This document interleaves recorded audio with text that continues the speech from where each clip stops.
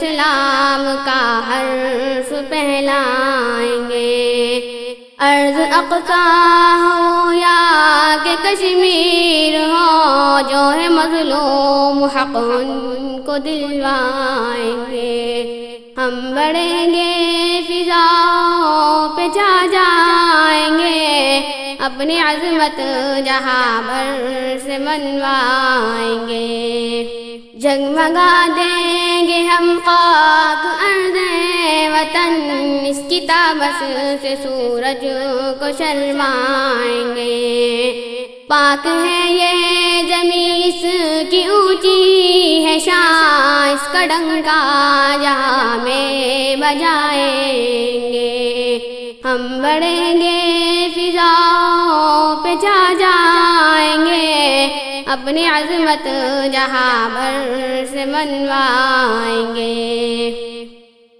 یہاں پہ آنے نہ دیں گے خدا کا قدم، اس چمن میں بہاروں کو ہم لائیں گے۔ پھول کا نغمہ گائیں گے یوں مل کے ہم، صحن گلشن کو خوشبو سے مہکائیں گے۔ ہم بڑھیں گے فضاؤں پہ چھا جائیں گے، اپنی عظمت جہاں بھر سے منوائیں گے۔ ہم بڑھیں گے فضاؤں پہ چھا جائیں گے، اپنی عظمت جہاں بھر سے منوائیں گے۔ کیسی لگی آپ کو یہ نظم؟ یقیناً پسند آئی ہوگی۔ چلیں اب ہم سنتے ہیں وضو کا طریقہ، بہت ہی دلچسپ انداز میں سنایا جائے گا کہ مزہ ہی آ جائے گا۔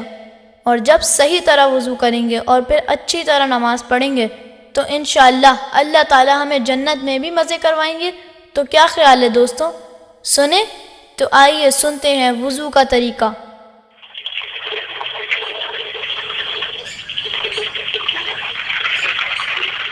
ارے یہ کیا ہو رہا ہے؟ کچھ نہیں چچا جان، وضو کر رہا ہوں۔ ارے بھائی وضو کر رہے ہو، نہا تو نہیں رہے کہ اتنا پانی کھولا ہوا ہے؟ چچا جان یہ تو روزانہ اسی طرح وضو کرتا ہے، اور کوئی سمجھائے تو مانتا ہی نہیں ہے۔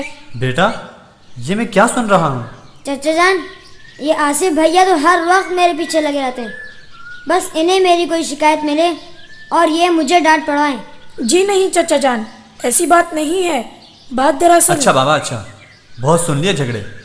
آج ویسے بھی میری چھٹی ہے، ایسا کرتے ہیں وضو کر کے ظہر کی نماز پڑھتے ہیں اور پھر ظہر کے بعد ہم سب گھومنے جائیں گے، کیا خیال ہے؟ بالکل ٹھیک ہے، بالکل ٹھیک۔ اچھا تو پھر جلدی سے وضو کرو اور نماز پڑھنے چلو۔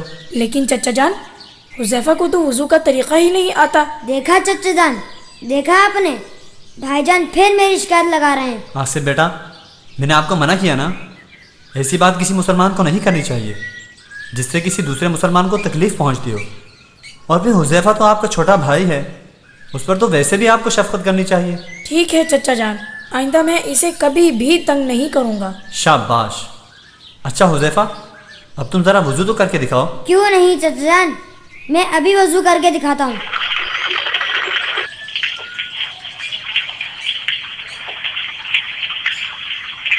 ارے حذیفہ یہ کیا، تم تو بازو دھونے سے ابتدا کر رہے ہو، حالانکہ ابھی تم کہہ رہے تھے کہ مجھے وضو کرنا آتا ہے۔ چچا جان مجھے تو اسی طرح وضو آتا ہے۔ اچھا چلو خیر، میں تمہیں وضو کرنے کا طریقہ سکھاتا ہوں، ٹھیک ہے؟ ٹھیک ہے۔ بھائی سب سے پہلے تو میں تمہیں وضو کی فضیلت کے بارے میں ایک دو باتیں بتا دوں تاکہ تم خوب اچھی طرح وضو کیا کرو، صحیح ہے نا بھائی؟ صحیح ہے۔ حدیث میں آتا ہے جو شخص اچھی طرح وضو کرے تو اس کے سارے گناہ ختم ہو جاتے ہیں۔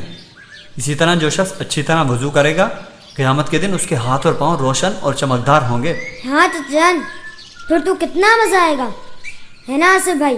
ہاں بالکل، کیوں نہیں۔ لیکن اس کی شرط میں نے پہلے ہی بتا دی ہے۔ وہ کیا چچا جان؟ وہ یہ کہ وضو اچھی طرح کرنے کا مطلب یہ ہے کہ وضو کی سنتوں اور مستحبات کا پورا خیال رکھے اور مکروہات وضو سے بچتا رہے، ورنہ یہ فضیلت حاصل نہ ہوگی۔ چچا جان فرائض تو مجھے یاد ہیں اور کچھ سنتیں بھی یاد ہیں، تو کیا میں اس فضیلت کو پا سکوں گا؟ اور چچا جان مجھے تو کچھ بھی نہیں آتا، تو کیا قیامت والے دن میرے ہاتھ اور پاؤں نہیں چمکیں گے؟ کیوں نہیں بیٹا، ضرور چمکیں گے۔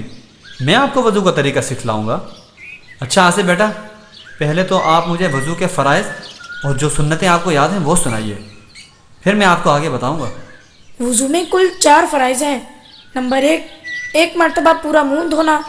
नंबर 2, दोनों हाथों को कोहनियों समेत धोना। नंबर 3, सर के चौथाई हिस्से का मसा करना। और नंबर 4, दोनों पाँव को टखनों समेत धोना। वाह भाई वाह आसिफ, तुम्हें तो वज़ू के फ़राइज़ बहुत अच्छी तरह याद हैं। अच्छा, अब तुम्हें जो वज़ू की सुन्नतें याद हैं वो भी ज़रा सुना दो। मिसवाक करना, उंगलियों का खिलाल करना और कुल्ली करना। आसिफ बेटा, आपको तरतीब से सुन्नतें याद नहीं है क्या? नहीं चचा जान, और मुझे तो ये भी मालूम नहीं कि वज़ू में कितनी सुन्नतें होती हैं। चलो मैं तुम्हें बताता हूँ। भाई वज़ू में कुल 15 सुन्नतें होती हैं। आसिफ बेटा, देखना ज़रा कौन आया है।